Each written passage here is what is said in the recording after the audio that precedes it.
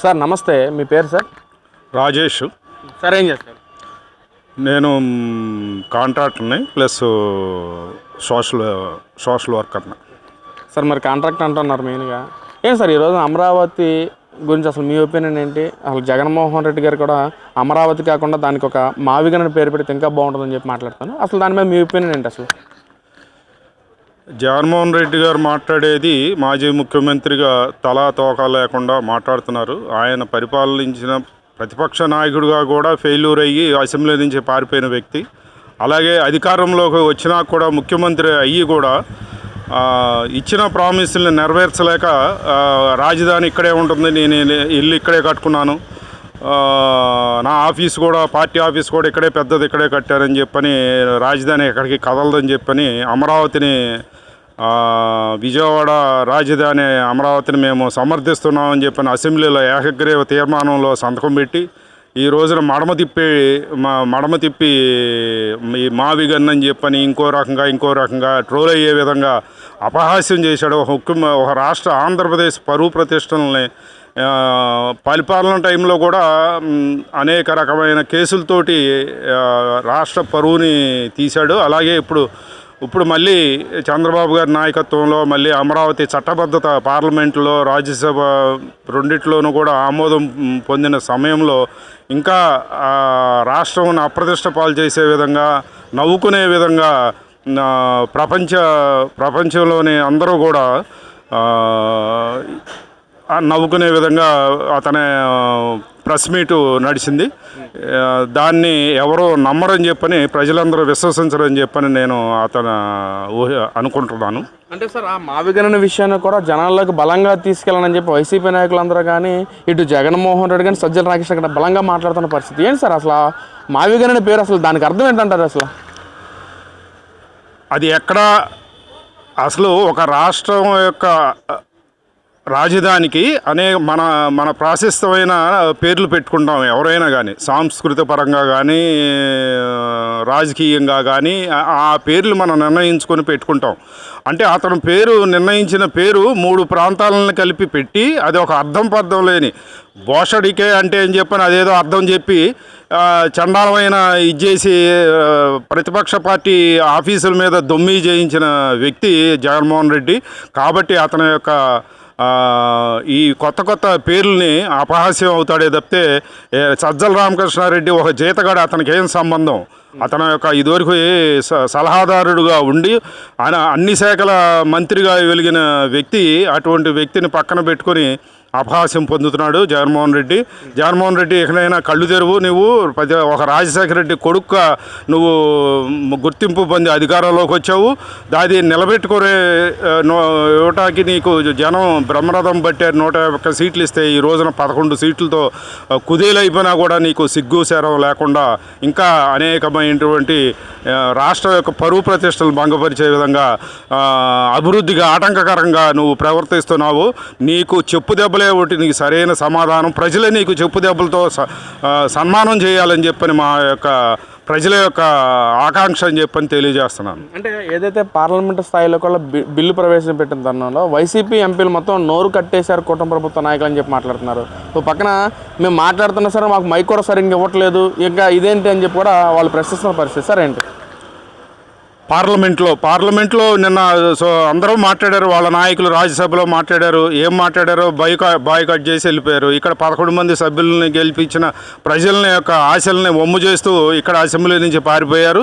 కాబట్టి వాళ్ళకి ఎప్పుడు పలాయన చిత్తమే. మన పట్టాభి గారు చెప్పినట్టుగా బ్రేక్ డౌనా ఏదని చెప్పని నిన్న కామెంట్ చేశారు. అది జగన్మోహన్ రెడ్డి పార్టీకి, వైసీపీ పార్టీకి సరిగ్గా సరిపోతుందని చెప్పని నేను తెలియజేస్తున్నాను. సార్ మరి నిజంగా జగన్మోహన్ రెడ్డి గారిని గురించి, అంటే జగన్మోహన్ రెడ్డి గారిని ప్రజల గురించి చిత్తశుద్ధి ఉంటుంది. అంటే ఎప్పుడు చూసినా నాకు ప్రజలంటే పెద్ద, నేను ప్రజలకి మంచి చేసిన ప్రభుత్వం నాది, ప్రజలకు పెద్ద పెట్టేసిన ప్రభుత్వం నాది, నేను ప్రజల తరపున ఉంచున్నానని చెప్పి జగన్మోహన్ రెడ్డి గారు మాట్లాడుతున్నారు ఎప్పుడు చూసినా.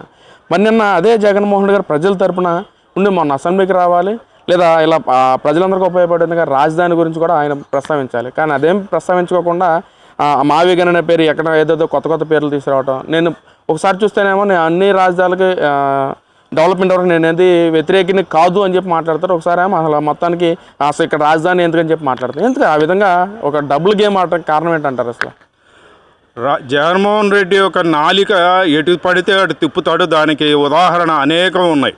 ఇప్పుడు విధ్వంసంతో మొదలుపెట్టాడు అతని పరిపాలన, ప్రజా వేదిక కూల్చి. అలాగే రాజధాని ఇక్కడే అని చెప్పని మడమ తిప్పాడు. అలాగే పోలవరం రివర్స్ ట్రెండ్ అని చెప్పని పరిపాలనా పరంగామైనటువంటి అనేక సమస్యలు తీసుకుని దరిదాపు మళ్ళీ ఒక 5-6 వేల కోట్ల నష్టాన్ని కలిగించాడు పోలవరం వర్క్లో. ఇలా అనేక రకమైనటువంటి ఇబ్బందులు తీసుకొచ్చి రాష్ట్రం యొక్క ఆర్థిక పరిస్థితిని కొంగదీశాడు.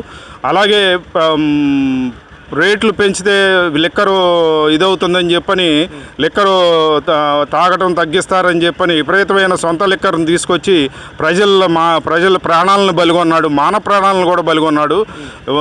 చీప్ లిక్కర్ తాగి వాళ్ళు ఏం చేస్తున్నారో తెలియకుండా గంజాయికి అలవాటు పడి వాళ్ళు ఏం చేస్తున్నారో తెలియక యువత నిర్వీర్యమై బలాత్కారాలకు మహిళామలను బలాత్కరించే విధంగా వాళ్ళ యొక్క శాడిజాన్ని చూపించారు కొంతమంది యువత.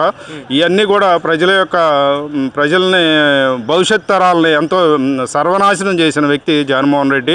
అతను ప్రజల గురించి ఆలోచిస్తాడంటేనే అది ఒక నవ్వులాటగా ఉంది. జగన్మోహన్ రెడ్డి కానీ లేకపోతే అసలు మన రాష్ట్రం ఏమైపోయేదో. అసలు జగన్మోహన్ రెడ్డి డెవలప్మెంట్ చేశాడు. అసలు దమ్ముల నాయకుడు జగన్మోహన్ రెడ్డి. విజయవాడ ఫ్లైఓవర్ కానీ కృష్ణలంక గోడ కానీ మొత్తం చేసిన ఏకైక నాయకుడు జగన్మోహన్ రెడ్డి అంటున్నారు సార్. మరేంటి అదే నవ్వు వస్తూ ఉంటుంది. అతని యొక్క అంటే సొంత పత్రిక, సొంత మీడియా ఛానల్లో సాక్షి ఒక పకోడీ పేపరు, పకోడీ ఛానళ్ళు పెట్టుకుని వాటిల్లో చర్చల కోసం అని చెప్పని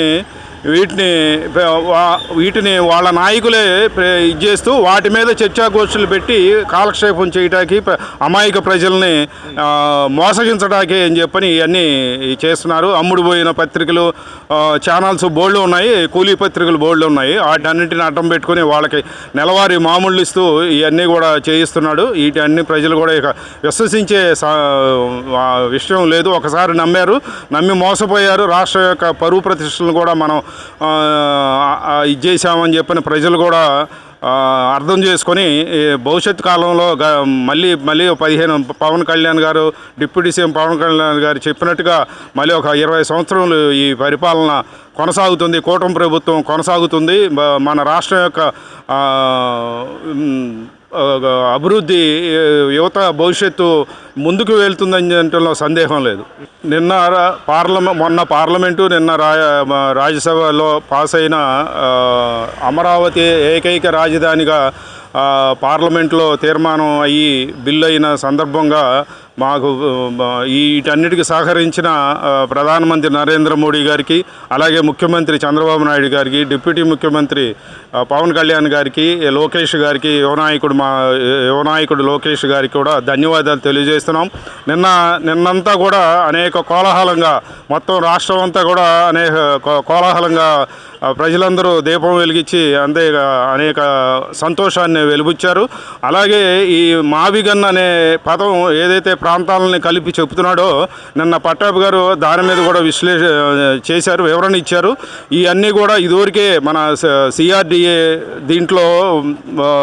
దాంట్లో మొత్తం ఈ ప్రాంతం అంతా కూడా కలిసి ఉంది. ఇవన్నీ కూడా ఇదివరకు 2015లోనే మేము ఇవన్నీ కూడా సిఆర్డిఏ దాంట్లో పెట్టినయే. బందర్ దాకా కూడా మొత్తం అంతా కూడా సిఆర్డిఏ పరిధిలో ఉన్నదే. అతను ఇప్పుడు కొత్తగా మాట్లాడింది ఏం లేదు. ఇదివరకే ఈ ప్రాంతం అంతా కూడా ఇప్పుడైతే జగన్మోహన్ రెడ్డి 3 ప్రాంతాలని కలిపి బందరు, గుంటూరు, విజయవాడ అని చెప్పని ఏదైతే చెప్తున్నాడో మొత్తం ఈ ప్రాంతాలన్నింటినీ ఇదివరకే సిఆర్డిఏ పరిధిలో తీసుకొచ్చి అభివృద్ధికి చెందే విధంగా తీర్మానం చేసి బిల్లులో చేశారు. అది వాళ్ళ మాట్లాడేదానికి అసలు అర్థం పర్థం లేదని చెప్పని తెలియజేస్తాను. Thank you sir.